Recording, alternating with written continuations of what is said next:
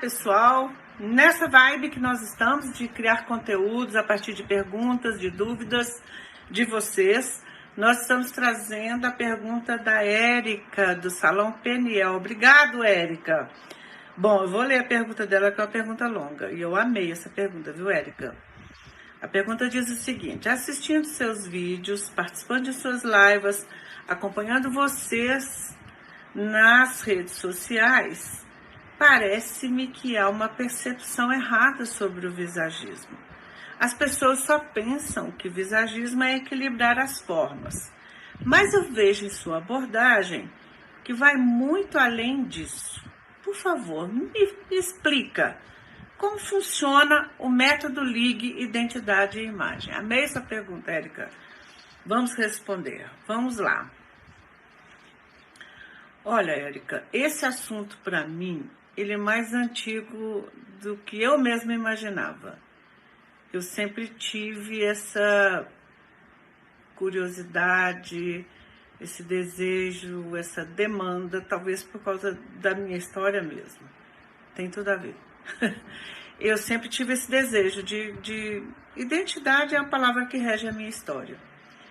Então, tanto é que desejei fazer uma faculdade de psicologia e acabei fazendo uma faculdade de teologia, que assim, tudo a ver. Eu acho que foi até mais pertinente do que a faculdade de psicologia para a minha história, para o meu contexto, para a minha vida. Enfim, então por quê? Eu tinha esse desejo, né? E eu nunca pensei em ser cabeleireira, nunca tinha sonhado com isso. Gostava, tinha habilidade, gostava de me arrumar, gostava de arrumar as pessoas, mas gostava da ambiência de salão. Eu gostava de ir em salão só para ficar observando todo o entorno. Não sabia por quê. Costumo dizer que os nossos sonhos nos perseguem mais do que nós perseguimos a eles. Então, quando você tem uma demanda, um desejo no coração, algo que te move, aquilo de alguma forma se manifesta na sua vida. E eu tinha essa coisa com identidade, era algo que sempre foi um mistério para mim.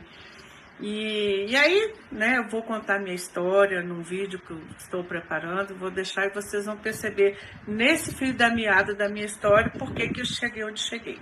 Mas não vem o caso falar aqui, agora, nesse momento. Mas enfim, então, em determinado período da minha história, eu abri um salão, algo que eu nunca imaginei que eu faria. Eu me formei em teologia e já fui dar aula no curso de teologia, inclusive coordenava um curso de teologia. Mas são os mistérios da vida. Eu creio sinceramente que o arquiteto do universo, que é Deus, me conduziu para dentro do meu propósito, de uma forma muito soberana, que nem eu conseguia compreender.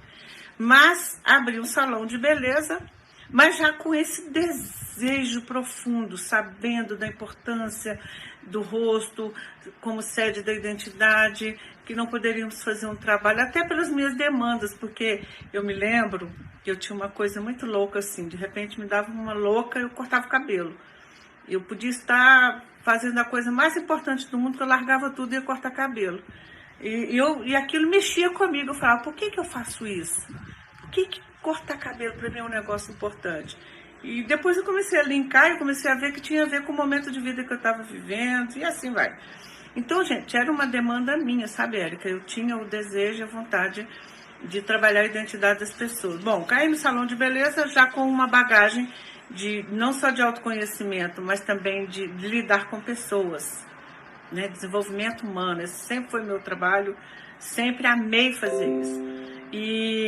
E aí, até num determinado período que o salão começou a ficar enfadonho para mim, porque eu não tinha ferramenta. Então eu trabalhava de forma intuitiva, acertava e errava. E eu estava assim, querendo algo novo, querendo uma ferramenta. Foi quando eu conheci o visagismo. E quando eu conheci, eu me apaixonei perdidamente. Falei, meu Deus, achei a ferramenta que eu queria, que eu precisava. Depois, à medida que fui evoluindo, eu fui crescendo dentro da área, fazendo muita consultoria. Gente, a prática é tudo, né? Consultoria, fui percebendo demandas, consultorias, e eu fui entendendo como é que funcionava essa questão de como você entrar na pessoa, identificar a necessidade dela, traduzir na imagem, a partir do conhecimento, óbvio, tinha toda uma consistência, um embasamento, mas eu fui cada vez mais me certificando da importância disso. E aí o tempo passou, né, uma longa história, eu comecei a dar o curso de visagismo. Primeiro eu comecei dando palestras, workshops, fazendo apresentações, mas depois eu parti para o curso. E aí foi lindo demais, porque eu comecei a dar o curso e eu falei, eu acho que eu encontrei meu lugar. Engraçado que antes eu era professora. De professora eu fui para um salão de beleza, mas eu sentia aquele buraco, sabe? Aquele desejo de ensinar. Tanto que eu procurava ensinar muito as minhas meninas que trabalhavam comigo. E aí eu comecei a ensinar. E à medida que eu fui dando curso, eu comecei a perceber o seguinte, que não era tão simples assim para o aluno praticar. Por quê? Porque ele só poderia levar o outro onde ele foi primeiro. Então eu entendi que a demanda estava primeiro no aluno. Então eu comecei a trabalhar o aluno na questão do autoconhecimento, do se perceber primeiro para depois perceber o outro, do entender que ele só pode ir com o outro onde ele foi primeiro, que ele ficaria muito mais motivado se não fosse um mero trabalho de equilibrar as formas. Nosso trabalho vai muito além, gente. Hoje, eu posso dizer a você, Érica, que o método LIG, Identidade e Imagem, ele contém visagismo. Eu diria que visagismo é a cereja do bolo, ele contém visagismo, mas ele não é só um curso de visagismo. Ele é primeiro um curso de vida, um curso que te leva para dentro de você, um curso que trabalha primeiro as suas demandas. O profissional de imagem pessoal, ele precisa se preparar para trabalhar a identidade do outro. Ele não pode fazer, sabe, nos achismos, nos Ctrl-C, Ctrl-V, é chique, tá na moda, de uma forma tão aleatória trabalhar no rosto. Isso é muito sério. Nem o profissional tem consciência do seu verdadeiro papel na sociedade. Se o profissional tem consciência do seu verdadeiro papel na sociedade, ele vai procurar aprimorar esse conhecimento para que ele atinja mesmo esse padrão de identificar a necessidade do cliente de dentro para fora. Partindo do princípio que a beleza, que é o nosso norte, é esse. Nosso princípio está nessa frase. Beleza é a identidade em forma de estilo. Então você não cria um corte de cabelo, você não faz um corte de cabelo, você cria um estilo a partir da identidade da pessoa.